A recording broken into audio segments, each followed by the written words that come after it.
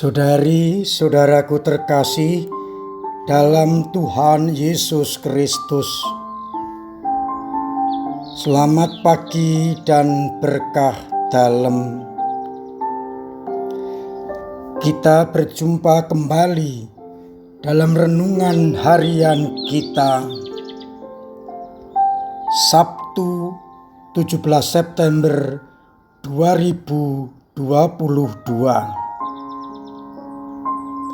Bahan bacaan untuk permenungan kita hari ini diambil dari surat pertama Santo Paulus kepada jemaat di Korintus bab 15 ayat 35 sampai 37, diteruskan 42 sampai 49, yang berbicara mengenai yang ditaburkan dalam kebinasaan dibangkitkan dalam ketidakbinasaan. Ketika orang-orang bertanya, bagaimana orang mati dibangkitkan, dengan tubuh apa mereka datang, maka Paulus ingin menegaskan bahwa yang rohaniah akan muncul apabila yang jasmani telah mati dan akan dibangkitkan dalam keilahian atau rohani. Sedangkan pada bacaan Injil, Yesus berbicara mengenai perumpamaan orang yang menaburkan benih. Sebagian jatuh di pinggir jalan, dimakan burung dan diinjak-injak orang. Sebagian jatuh di tanah yang berbatu-batu, sebentar hidup namun kemudian layu karena tanahnya tipis dan tidak berair. Yang ketiga jatuh di semak duri, memang menghasilkan buah, tetapi ketika dihimpit oleh semak duri, maka mereka mati. Dan yang keempat jatuh di tanah yang baik, tumbuh lalu berbuah 100 kali lipat. Saudari-saudaraku terkasih dalam Kristus, bacaan Injil terdiri atas dua bagian. Yang pertama adalah perumpamaan yang disampaikan oleh Yesus. Yang kedua disinyalir sebagai alegori, yakni tulisan Lukas untuk berkatekese atau menasihati atau mengajar jemaat yang dihadapinya. Dari tradisi, Yesus tidak pernah menerangkan bagian per bagian dari perumpamaan. Hanya satu yang menjadi inti ajarannya. Maka dari perumpamaan mengenai penabur, Yesus tidak menerangkan bagian per bagian, tapi satu maksud dari perumpamaan itu. Situasi yang dihadapi adalah ketika orang-orang mempunyai pengharapan akan adanya Mesias, dan ternyata harapan mereka seakan-akan gagal. Mereka putus asa, tetapi dinasihatkan oleh Yesus akan ada yang berhasil. Gambaran seorang yang menaburkan benih, pasti harapannya adalah panen yang berlimpah. Ketika benih itu jatuh di pinggir jalan, dimakan burung-burung dan diinjak-injak orang, maka harapan itu hilang. Putus asalah, gagallah harapannya. Demikian pula yang ditaburkan di tanah berbatu-batu, ketika tumbuh tunas orang punya harapan, tapi ketika tidak ada air yang mencukupi, akhirnya tunas itu mati kekeringan. Gagal lagi, hilanglah harapannya, muncul putus asa. Kemudian yang jatuh di semak duri, harapan muncul ketika benih itu bertunas dan tumbuh. Tetapi ketika dihimpit oleh semak duri, benih itu mati. Gagal lagi harapannya. Maka muncullah putus asa, dan boleh dikatakan menanam apa yang ditaburkan itu seakan-akan gagal, karena jatuh di tempat-tempat yang tidak baik, di pinggir jalan, di batu-batuan, di semak duri. Tetapi mengingatkan, tetapi ada yang jatuh di tanah yang baik dan menghasilkan buah yang berlipat-lipat. Pesan dari perumpamaan ini satu: meskipun seakan-akan gagal, pasti akan ada yang menghasilkan buah yang berlipat-lipat. Maka orang tidak boleh putus asa dan berhenti untuk berbuat kebaikan, meskipun nampaknya gagal. Tetapi harus diingat, pasti akan ada yang menghasilkan buah yang berlipat-lipat.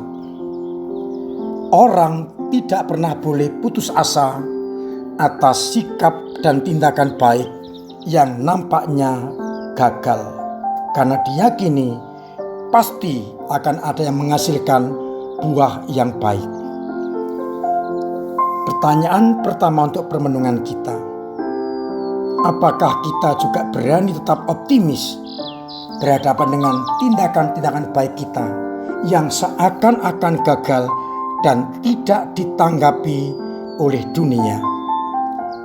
Yang terjadi seringkali orang putus asa dan akhirnya merasa sia-sia berbuat baik karena dunia tidak berubah. Betulkah demikian?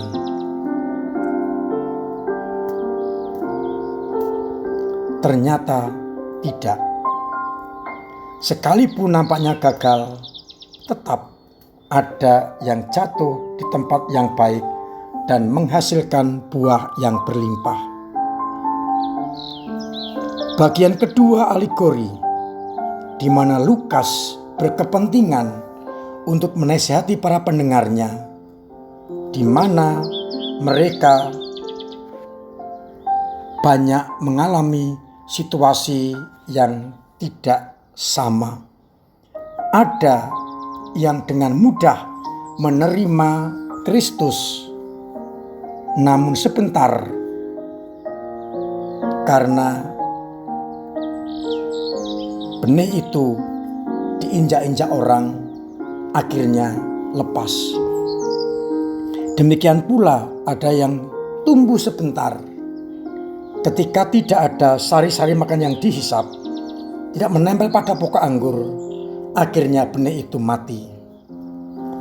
Ada yang juga tumbuh berkembang, tapi menghadapi tantangan, kesulitan, hambatan, himpitan, mereka murtad.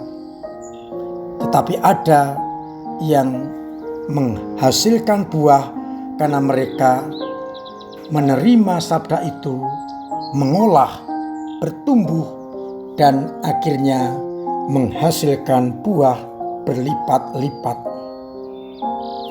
Lukas mengharapkan jemaatnya dan kita untuk menjadi tanah yang subur, tanah yang diolah agar benih itu bertumbuh, berkembang, dan menghasilkan buah yang berlipat-lipat.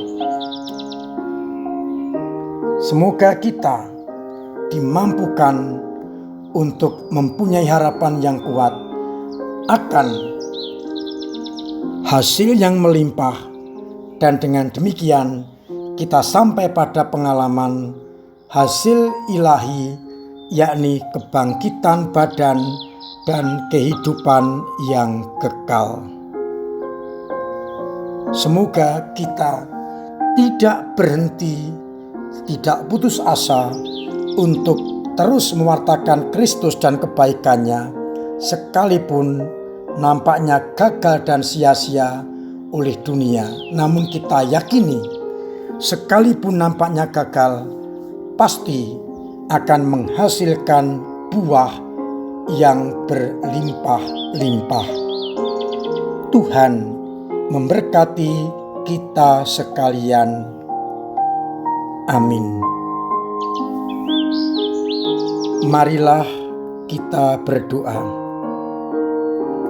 Bapa yang penuh kasih, kami bersyukur karena Engkau tetap memberikan kepada kami semangat optimis untuk terus melaksanakan kehendak-Mu, mewartakan kebaikan, sekalipun nampaknya gagal dan tidak diterima. Namun Engkau meyakinkan, sekalipun nampaknya gagal, pasti akan menghasilkan, ada yang menghasilkan buah yang berlimpah-limpah. Semoga kami tidak berhenti untuk berbuat baik dan mewartakan kerajaan-Mu. Bantulah para katekis, para misionaris yang bekerja dengan tekun dan kadang-kadang putus asa karena hasilnya tidak ada. Kuatkan mereka dan semangati agar mereka yakin, sekalipun nampaknya gagal, namun tetap akan ada yang menghasilkan buah yang berlimpah-limpah. Bapa, kuatkan umat-Mu yang sakit dengan Roh Kudus-Mu agar mereka tetap optimis, setia kepadamu, dan yakin akan adanya kesembuhan. Berkati mereka, sembuhkan mereka, dan beri harapan mereka, serta kuatkan dalam menghadapi sakitnya. Kuatkan sanak keluarga yang menunggui. Mereka yang punya beban berat, ringankanlah ya Bapa. Yang punya persoalan, semoga Kau urai. Dan yang sungguh-sungguh kesulitan ekonomi, Kau bantu. Usahanya Engkau lancarkan, dan banyak orang Kau gerakkan untuk membantu sesamanya. Kami juga berdoa untuk Nawanto yang sedang sakit, saudara kami, agar tetap Engkau jamah, Engkau bimbing, Engkau sembuhkan lewat dokter, perawat, dan obat, sehingga boleh mengalami kesembuhan dari-Mu sendiri. Agar dengan demikian semakin banyak orang mengakui Engkau mengatasi segala-galanya. Biarkanlah kasih-Mu menyertai dia. Dan semoga Engkau berkenan memberkati kami hari ini, Bapa dan Putra dan Roh Kudus. Amin. Saudari-saudaraku terkasih, tetap saya ingatkan untuk jaga kesehatan dengan mematuhi protokol kesehatan. Perkuat imun, booster, dan makan makanan yang menyehatkan. Saling menjaga agar akhirnya kita terbebas dari virus corona.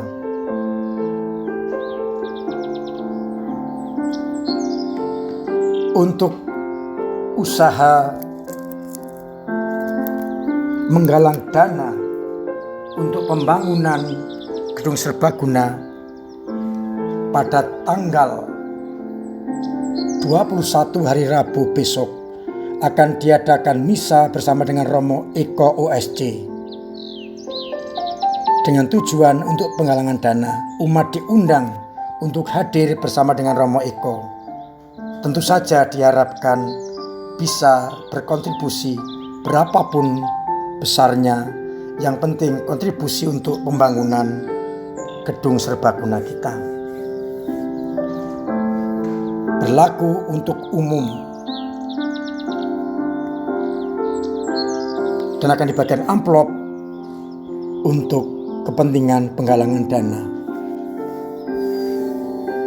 Maka silahkan datang pukul 6 sore Rabu 21 September. Hari Minggu besok dan Minggu tanggal 25 dilaksanakan lomba-lomba dalam rangka BKSN. Silakan hadir untuk menyemangati para peserta lomba baca kitab suci, lomba cerdas cermat, lomba khotbah atau homili, lomba mencari ayat kitab suci, dan seterusnya. Silahkan memberi semangat kepada peserta di gereja dan di Mandala Graha. Masih ditunggu panjenengan semua yang mau berkontribusi untuk pembangunan gedung serbaguna kita. Baik umat Paroki Kudus maupun panjenengan semua yang ingin berkontribusi, silahkan untuk ambil bagian dalam kesempatan itu. Siapapun juga tidak ditolak untuk membantu kelancaran pembangunan gedung serbaguna di Paroki Kudus ini.